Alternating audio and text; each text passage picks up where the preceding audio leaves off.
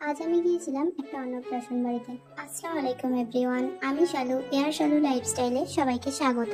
দেখো যে বাচ্চাটির অন্নপ্রাশনে গিয়েছিলাম, বাচ্চাটি এত পরিমাণে কাঁদছিল, আবার লোকজনের ভিড়াভিড় কমে যেতেই ও নিজে থেকেই চুপ করে গিয়েছিল।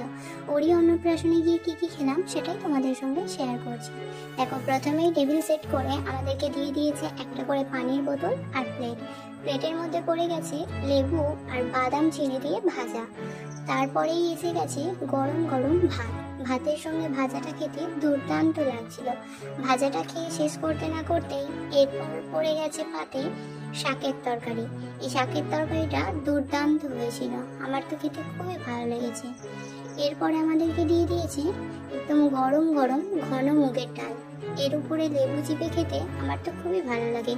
কার কার এই কম্বিনেশনটা ভালো লাগে আমাকে অবশ্যই কমেন্ট করো।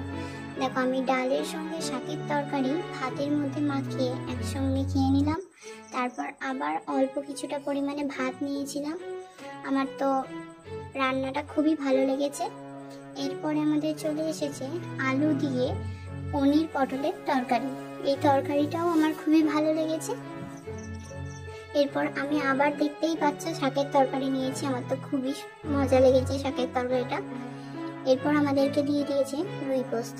আমি দেখে দেখে বড় পিসটা নিয়ে নিয়েছি, কারণ আমার তো মাছ খেতে খুবই ভালো লাগে।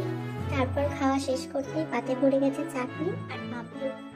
কার কার আমার মতন চাটনির সাথে পাঁপড় খেতে ভালো লাগে অবশ্যই আমাকে কমেন্ট করে জানিও।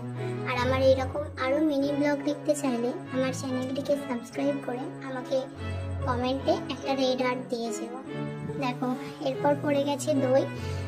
দইটা তো খুবই খেতে ভালো ছিল। তারপর একটা রসগোল্লা নিয়ে নিয়েছি, আর শেষ পাতে ছিল পায়েস এবং পান মশলা। তারপর টাটা করে চলো বাড়ি যাই।